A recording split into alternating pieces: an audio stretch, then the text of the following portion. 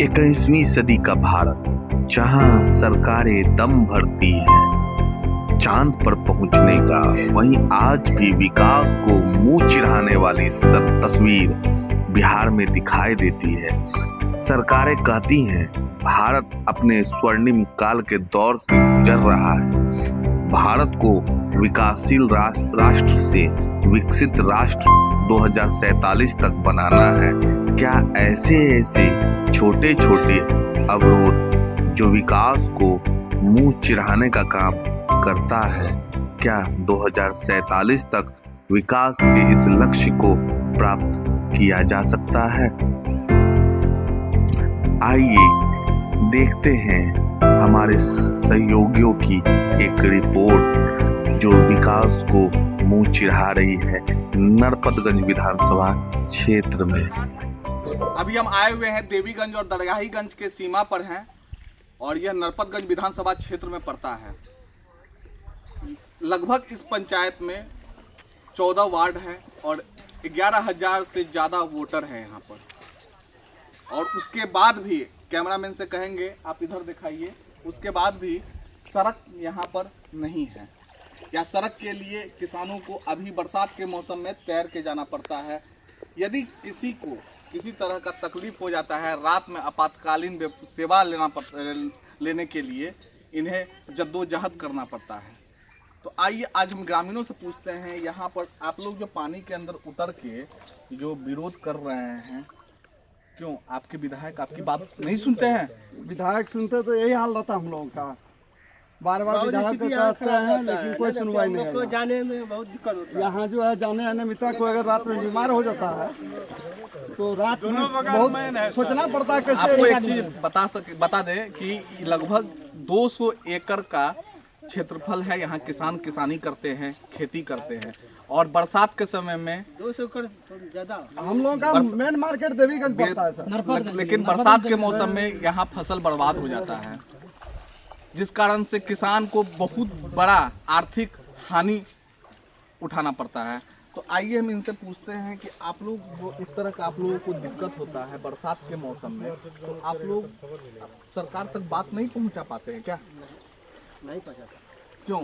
यहाँ पर विधायक है, मुखिया है, सांसद है, सभी लोग तो है सरकार तक अपनी बात पहुँचाने के लिए। कोई सामान लेता है। गए हैं कभी? नहीं। आप बताइए, आप तो युवा हैं, आप लोगों के अंदर एक सरकारी तंत्र से लड़ने की क्षमता है, तो फिर आप लोग अभी तक अपनी बात को नहीं पहुंचा? कहते हैं हम लोग को सुनवाई नहीं लेता है। यहाँ जाने आने में इतना दिक्कत होता है, हम लोग कहते हैं तो कोई सुनवाई नहीं लेता है। एक इमरजेंसी है। यदि मान लीजिए चाचा जी, यदि मान लीजिए आप लोग रात में यदि किसी के साथ दुर्घटना हो जाए, घटना हो जाए, तो उस केस में आप लोग क्या कैसे आप लोग हॉस्पिटल जाइएगा? नहीं जा पाएंगे, नहीं जा पाएंगे। नरपतगंज यहाँ से 10 मर भी किलोमीटर सकता है, मर भी सकते हैं, पेशेंट मर भी सकता है। अभी भी बीमार है बस्ती के लोग। जाने आने का कोई सुविधा नहीं। ये पुल कब से बनना शुरू हुआ है? ये चैत से 2-3 महीना पहले से, 3 महीना पहले बोलिए। 6 महीना से 6 महीना से पहले से बनता था, या अखाड़े में छोड़ के चला गया। बोला डेप्रेशन बनाएंगे, अभी तक नहीं बनाया। तो मान लीजिए उनको, वो जो ठेकेदार है उसको ये तकलीफ समझ में नहीं आया कि यहाँ के ग्रामीण कैसे ये एक मतलब ये जो सड़क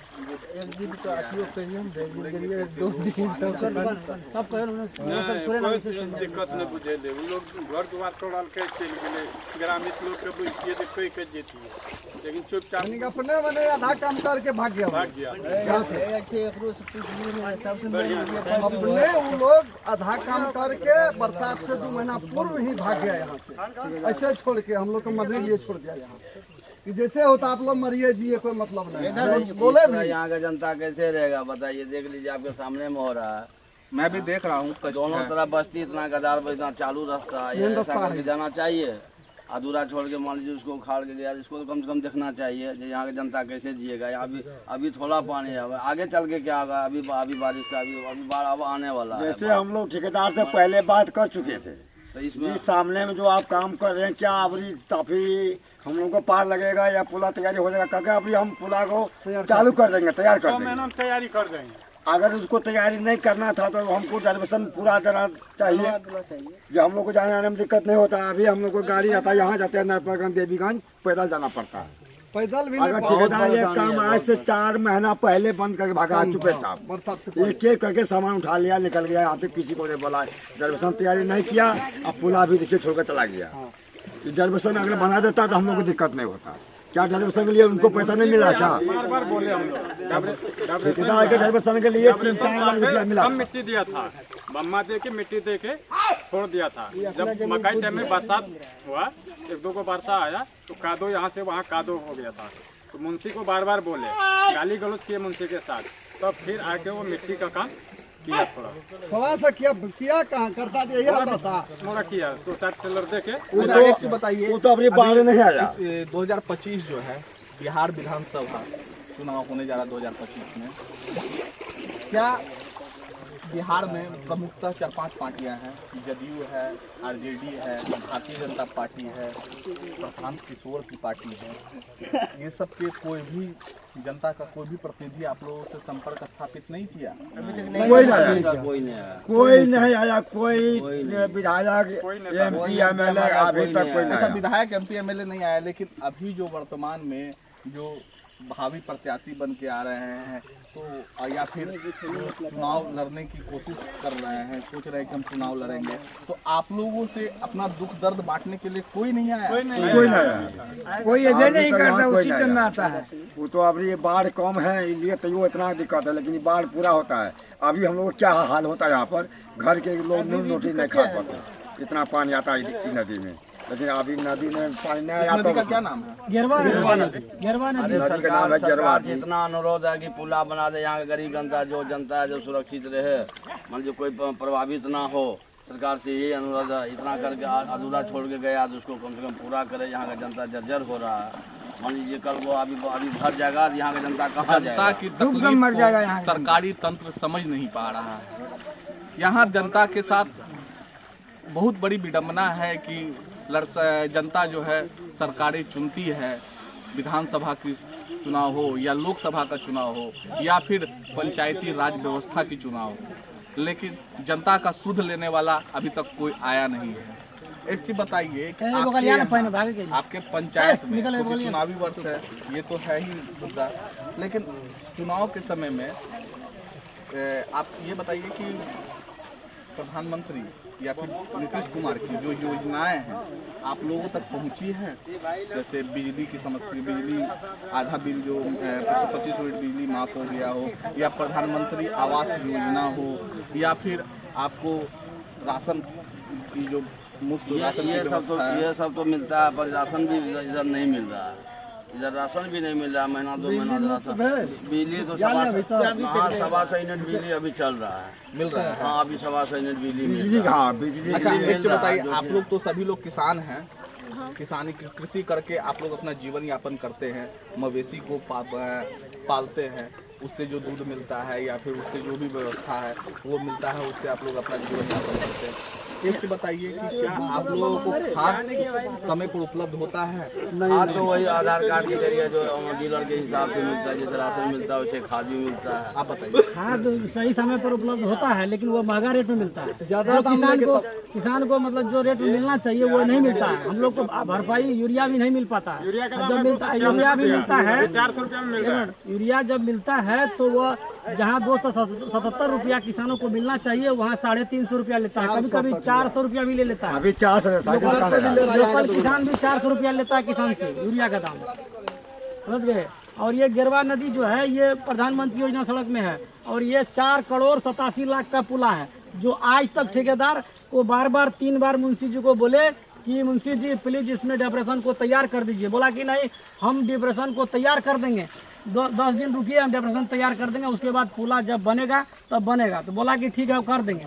फिर जनता लोग बोला उसको भैया बना दीजिए, बोला कि ठेकेदार को बोले हैं पैसा अभी तक नहीं भेजा है, जब भेजेगा तो हम काम करवा देंगे। ऐसे कहते कहते वह 10 दिन के बाद सारा सामान लेके यहाँ से भाग गया। यह गेरवा नदी है जो कि प्रधानमंत्री योजना सड़क से मिला हुआ, यहाँ से लेकर रानीगंज तक लोग आता जाता है, नरपतगंज का मेन रास्ता है। और दरगाहीगंज पंचायत के देवीगंज और दरगाहीगंज के बीच में यह नदी पड़ता है, इसका नाम है गेरवा नदी। जब बार ठेकेदार को बोले, बार में MLA साहब को भी फ़ोन लगाए, विधायक जी को फ़ोन नहीं हम लोगों को रिसीव किया। मुखिया जी को बोले, मुखिया जी भी कहा कि अच्छा ठीक है हम कह देंगे, ठेकेदार को बोलेंगे, MLA साहब को बोलेंगे, डेवलपमेंट तैयार कर देगा। आज तक नहीं हुआ। जो जनता को अभी घर में तकलीफ हो रहा है, यहाँ से हम लोग देवीगंज और नरपतगंज नहीं जा पाते हैं। यहाँ तक कि हम लोग ट्रैक्टर जमीन से पश्चिम मेरा जमीन पड़ता है और लोगों को जमीन पड़ता है जो अपनी ट्रैक्टर को इधर से उधर पार नहीं कर पाता है। यहाँ से 4 लाइन की दूरी 4 किलोमीटर है, जो 4 किलोमीटर ट्रैक्टर को पार करके और पजचिया होकर के यहाँ के किसान को खेती करना पड़ता है। यानी आपके पंचायत से उस पार जाने के लिए कितना किलोमीटर घूमना पड़ता है? 10 किलोमीटर। यानी 10 किलोमीटर लगभग इनको घूमना पड़ता है। यानी अपने पंचायत में ही दूसरे भाग जाने के लिए, यानी नदी के इस पार से नदी के उस पार जाने के लिए उन्हें 10 किलोमीटर लगभग घूमना पड़ता है। अब ये समझ सकते हैं किसान के साथ कितना बड़ा तकलीफ है, अत्याचार है कि किसान अपना जो खेत है, यदि किसान का आधा खेत नदी के इस पार है और आधा खेत यदि नदी के उस पार है, तो किसान को अपने खेत को जोतने के लिए 10 किलोमीटर घूम करके, जहां 100 मीटर की दूरी पार करने के लिए 10 किलोमीटर घूमना पड़ता है किसान को। तो ये आज वर्तमान की स्थिति में देखा जाए, वर्तमान के परिप्रेक्ष्य में देखा जाए तो यहाँ के किसान और यहाँ के लोग जो पंचायत के लोग हैं, उनके साथ बहुत बड़ा जाति हो रहा है। और जहाँ भारत सरकार, बिहार सरकार और भारत सरकार हमेशा दम भरती है कि हम 21वीं सदी का भारत है और अब भारत को हम विश्व गुरु बनाने जा रहे हैं, 2047 तक भारत विकसित राष्ट्र बन जाएगा। वहाँ पर यह छोटे छोटे अवरोध विकास में इस तरह पैदा हो रहे हैं कि भारत सरकार का जो सपना है 2047 तक जो विश्व गुरु बनाने का है, वो कहीं ना कहीं अटकता दिखाई दे रहा है। धन्यवाद। एक लाइन और सर।